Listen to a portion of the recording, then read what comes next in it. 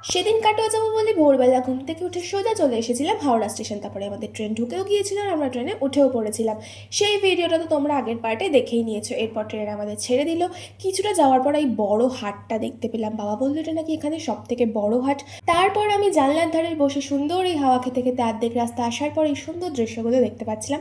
তারপর হঠাৎ দেখলাম এখানকার ট্রেনে কিন্তু খুব ভালো ভালো মিষ্টি পাওয়া যায়। আর যখনই দেখলাম এখানকার ফেমাস মোহনভোগ উঠেছে, বাবা তো বললো প্লিজ এটা ট্রাই কর, এটা খুব ভালো খেতে। বাবারা ছোটোবেলায় খেত আর সত্যি খেতে দারুণ ছিল। আর বিশ্বাস করবেন না, মিষ্টির দাম ছিল মাত্র 5 টাকা, যেটা আমাদের ওখানে মোটেই পাওয়া যায় না। তারপর চলে এলাম নবদ্বীপ ধামে। ওখানে একটু ডালপুরি উঠেছিল, প্রচণ্ড খেতে পাচ্ছিল, তাই আমি ব্রেকফাস্টটা ট্রেনেই করে নিলাম। তারপর আমরা ফাইনালি পৌঁছে গেলাম কাটোয়া জংশন, যেটা আমি জানি আমি ফার্স্ট টাইম এসেছি, বাট না, বাবা বললো যে বাবা নাকি ছোট্টবেলায় আমাকে কোলে কোলে এখানে নিয়ে এসেছিলো, তাই আমার কিছুই মনে নেই।